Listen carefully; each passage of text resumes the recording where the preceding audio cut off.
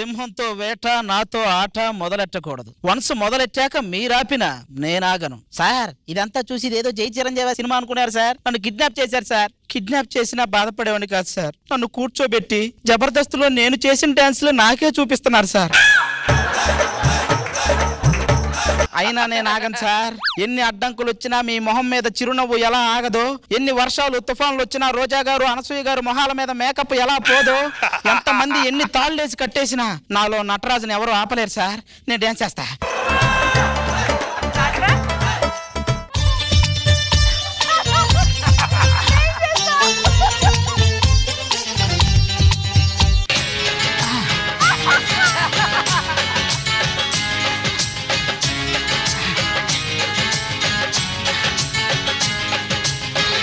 అబ్బా అది సార్ మనలో టాలెంట్.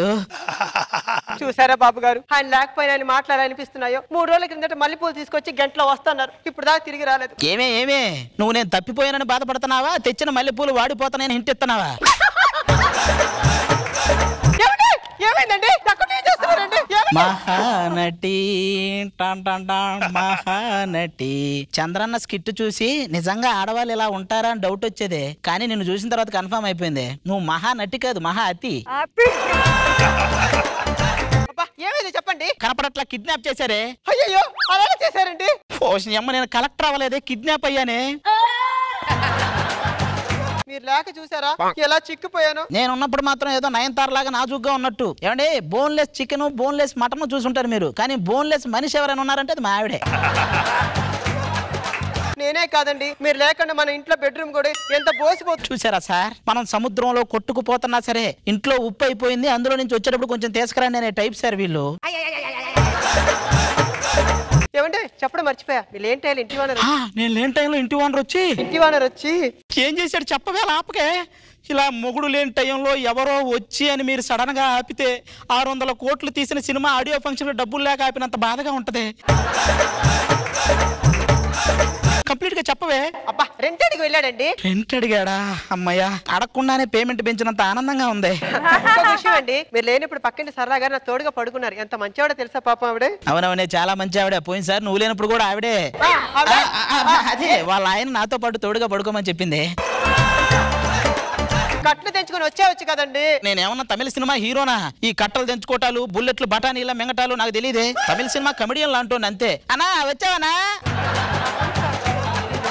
మీరు లేని జీవితం పంజర్లో పెట్టిన చిలకలా తయారైంది.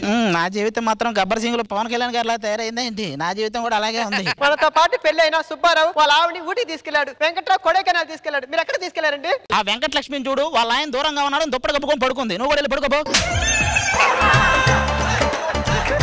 ఒకవేళ నేను మీ పొజిషన్ లో ఉండి నన్ను కూడా కిడ్నాప్ చేసి 4 కోట్లు డిమాండ్ చేస్తే అప్పుడు మీరేం చేస్తారండి? వెంటనే దీని ఫేస్ కింద ఎవడైనా డిమాండ్ చేస్తారని గట్టిగా ప్రశ్నిస్తా.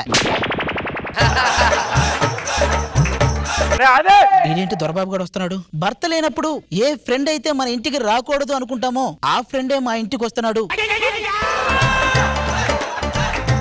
ఏమండి మీ ఫ్రెండ్స్ వస్తున్నారు, ఏమని అడుగుతారండి? వాడిప్పుడు నీ దగ్గరకు వచ్చి మీ ఆయన ఎక్కడికి వెళ్ళాడు అని అడుగుతాడు. నువ్వేమో 3 రోజుల నుంచి కనపడట్లేదు అని చెప్తావు. అప్పుడు వాడు నిన్ను దగ్గరకు తీసుకుని దిగులు పడకు అని గట్టిగా కౌగులించుకుంటాడు. అప్పుడు నువ్వు ఆ పక్కనున్న పప్పు గుత్తి తీసుకుని వాడి నెత్తి మీద టప్పి టప్పి టప్పి టప్పి అని కొట్టాలి.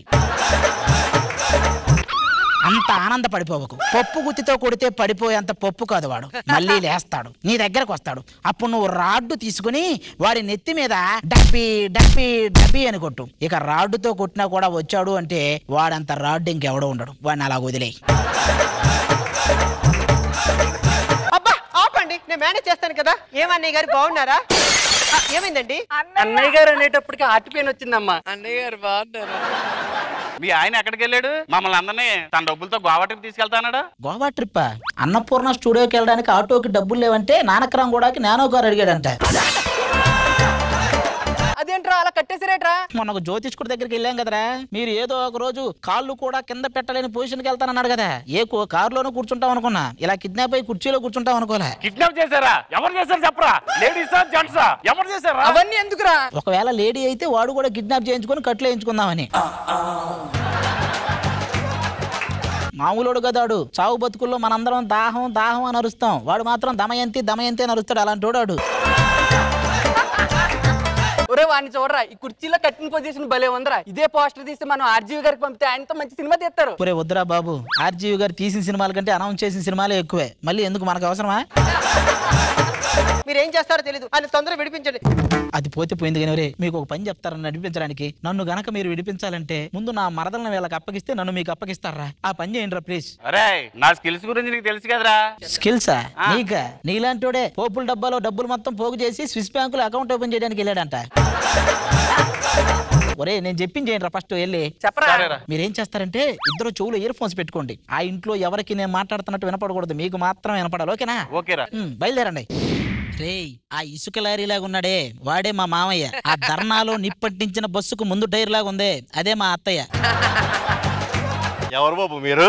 మేము మీ అల్లుడి గారి ఫ్రెండ్స్ అండి. కారు పంక్చర్ అయితేని రాత్రి ఇక్కడే పడుకుని వెళ్దారనుకుంటున్నాం. మా ఊరికి కొన్ని కట్టుబాట్లు ఉన్నాయి. కట్టుబాట్లు అంటాడు. ఈ ఊర్లో అన్ని గుళ్ళు తిరిగి ఆ ప్రసాదాలు మొత్తం తెచ్చి 3 పూట్ల వాడిని మేపాలి. ఆ కడుపు కోసం పడే పాటలనే కట్టుబాట్లు అని పెట్టుకున్నాడు అనమాట. ఈ సంవత్సరం ఏం పంట పండించారు? పండిస్తున్నాడు. నీ పంటే? ఏం పంట? పత్తి పంట. ఇదిగో మా అమ్మాయిని పరిచయం చేస్తాను. నాకు అమ్మా లోపల ఏం చేస్తున్నావే, రా బయటికి. అల్లరి అల్లరి చూపులతో ఒక గిల్లరి మొదలాయి, ఇహ మెల్లగా మెల్లగా ఎదలో నా చిరుగిల్లుడు షురువాయి. అవి అల్లరి చూపులు కాదు, అస్థికల కోసం ఎదురు చూసే చూపులు అవి.